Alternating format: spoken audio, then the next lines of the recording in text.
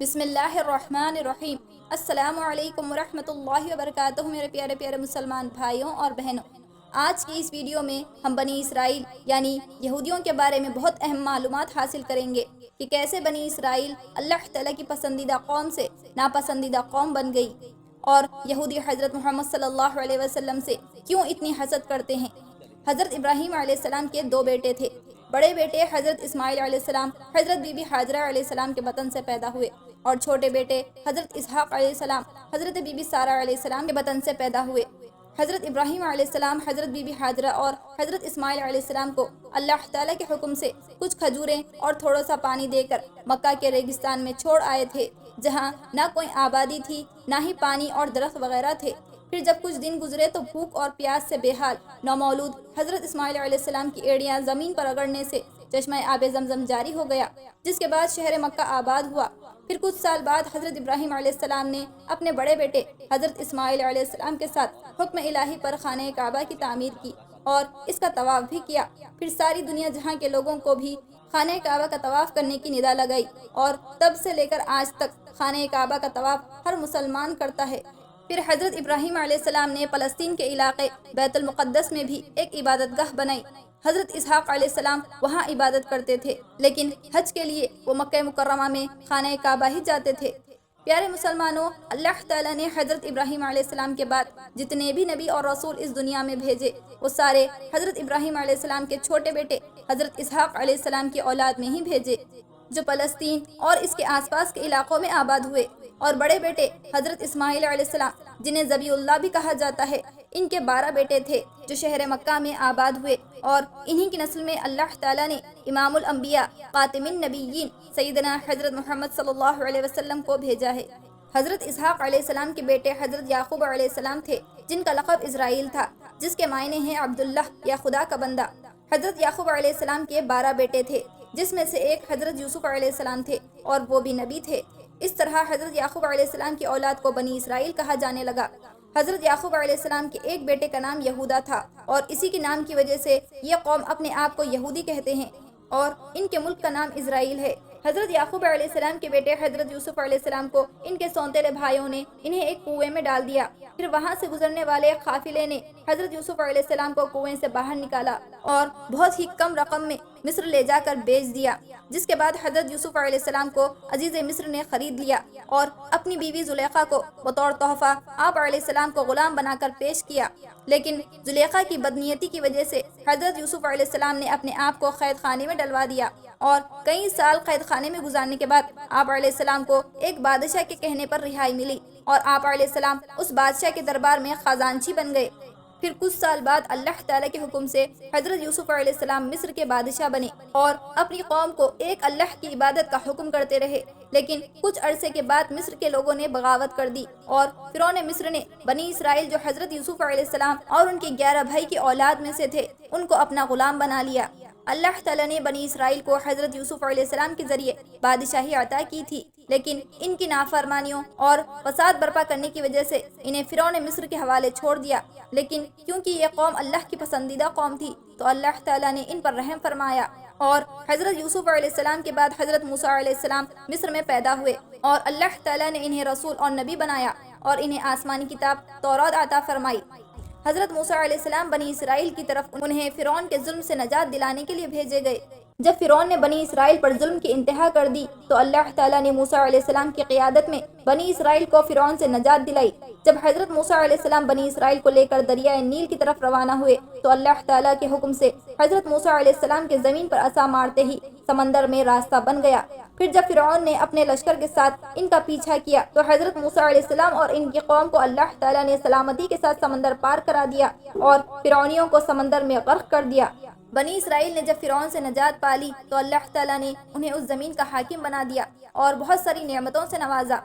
بنی اسرائیل جب سمندر پار کر کے صحرا میں آئے، تو وہاں ان کے کھانے کے لیے کچھ نہ تھا، تو موسیٰ علیہ السلام نے کھانے کے لیے دعا کی، تو اللہ رب العزت نے ان کے لیے آسمان سے من و سلوہ کا انتظام کر دیا۔ من ایک گوند کی قسم کا حلوہ جیسا تھا، جو دودھ سے زیادہ سفید اور شہد سے زیادہ میٹھا تھا۔ یہ ان کی گھروں کی چھتوں پر اوس کی شکل میں گرتا، لوگ اس کو جمع کر کے کھاتے تھے۔ جبکہ سلوہ ایک قسم کا پرندہ تھا، جو ایک ہوا کے چلتے ہی ان کے گھروں کے سامنے جمع ہو جاتے تھے۔ پھر بنی اسرائیل ان کو پکڑ لیتے اور بھون کر کھا لیتے تھے۔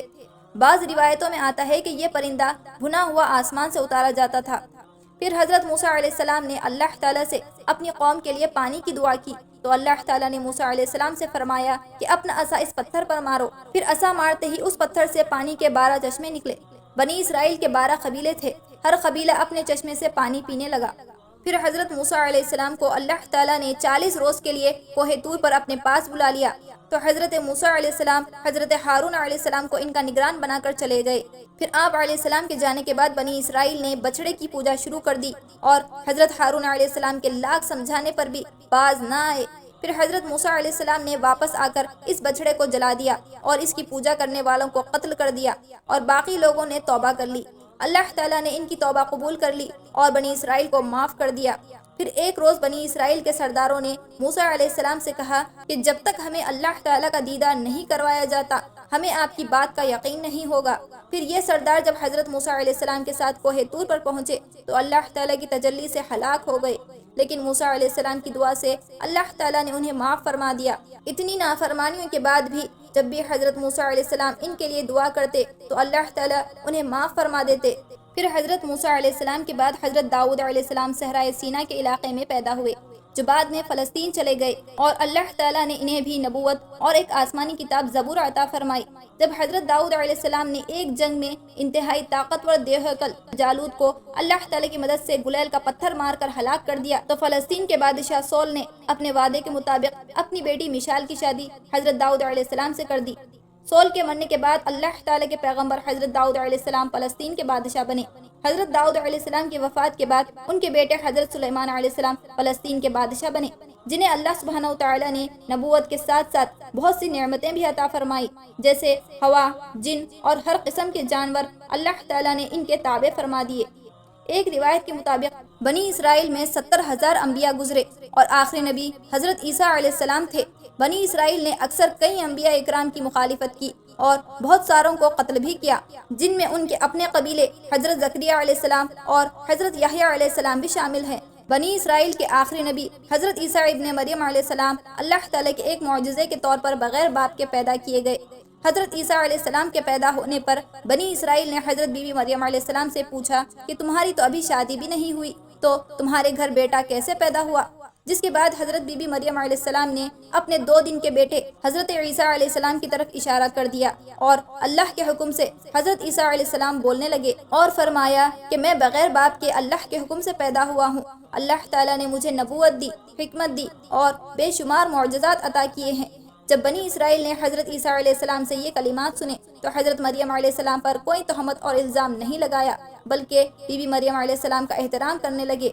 کچھ عرصے بعد جب حضرت عیسیٰ علیہ السلام نے اللہ تعالیٰ کے حکم سے نبوت کے فرائض ادا کرنے شروع کیے اور لوگوں تک اللہ تعالیٰ کا پیغام پہنچانا شروع کیا تو بنی اسرائیل نے حضرت عیسیٰ علیہ السلام کی مخالفت شروع کر دی۔ پھر نہ صرف آپ علیہ السلام پر بلکہ آپ کی والدہ پر بھی نعوذ باللہ ناجائز اولاد ہونے کا الزام لگانے لگے۔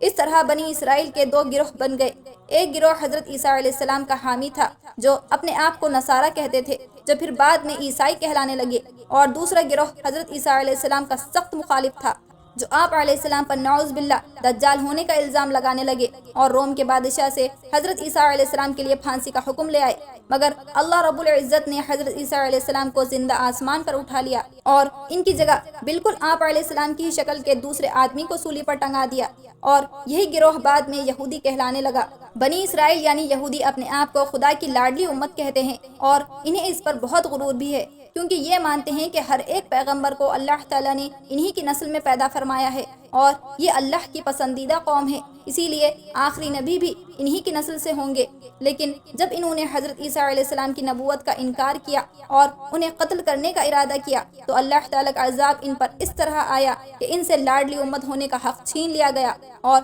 قرآن پاک میں انہیں سب سے نافرمان قوم ہونے کا خطاب دیا گیا اور دنیا میں لاوارث چھوڑ دیا گیا۔ جب ہیکل سلیمانی پر دوبارہ حملہ ہوا تو ان کا گھر فلسطین بھی ان سے چھین لیا گیا۔ یہ دنیا میں ایسے دربدر ہو کر رہ گئے کہ آج تک کبھی اکٹھا نہیں ہو سکے، لیکن آج کے دور میں آہستہ آہستہ اسرائیل اپنی قوم کو واپس فلسطین میں جمع کر رہے ہیں تاکہ دی گریٹ اسرائیل قائم کر سکے اور ایک بار پھر پوری دنیا پر اپنی حکومت قائم کر سکیں۔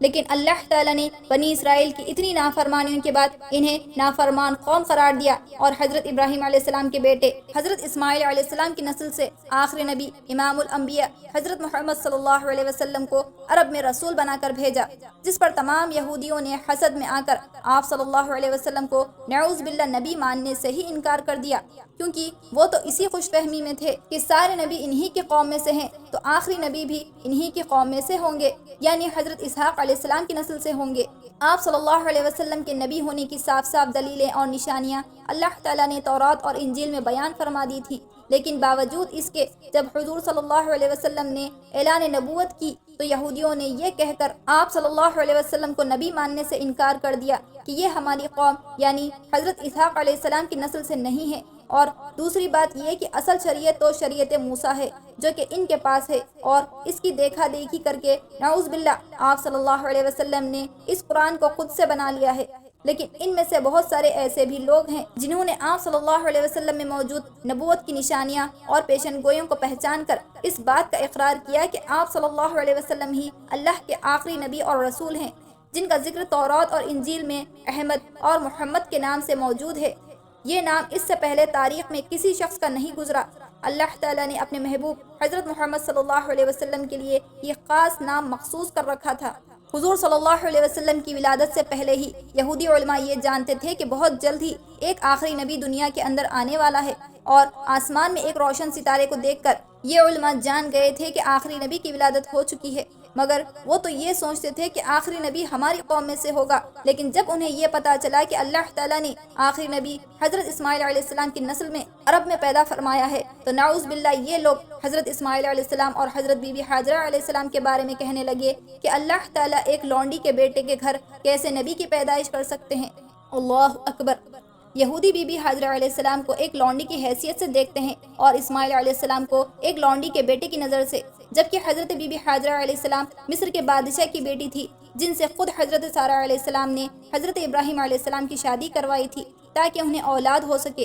لیکن یہودی حضرت بی بی ہاجرہ علیہ السلام اور حضرت اسماعیل علیہ السلام سے بغض اور کینہ رکھتے ہیں، اور حضرت سارہ علیہ السلام اور حضرت اسحاق علیہ السلام کو ہی حضرت ابراہیم علیہ السلام کی اصل بیوی اور اصل بیٹا مانتے ہیں، جبکہ ان لوگوں نے خود اپنے ہی قبیلے میں بھیجے گئے کئی نبیوں کو قتل کر دیا، اور اسی طرح حضرت عیسیٰ علیہ السلام اور حضرت محمد صلی اللہ علیہ وسلم کو بھی جھٹلایا، اور نعوذ باللہ ان کے قتل کی بھی سازشیں کی، جس کی سزا انہیں ابھی ملنی باقی ہے، اور ان کی یہی ضد اور ہٹ انہیں دجال کے پیچھے کھڑا کر دے گی جسے یہ اپنا مسیحا مانتے ہیں، اور اس کے انتظار میں آج بھی یہ لوگ تیاریاں کر رہے ہیں کہ دجال کے ساتھ ایک بڑی فوج لے کر مسلمانوں کو ختم کر دیں گے۔ یہ ایک عظیم جنگ ہوگی جو حق اور باطل کے درمیان فیصلہ کر دے گی، کیونکہ اللہ تعالیٰ کا یہ قانون ہے کہ جیت ہمیشہ حق کی ہوتی ہے، جو اس وقت بھی ہو کر رہے گی انشاءاللہ۔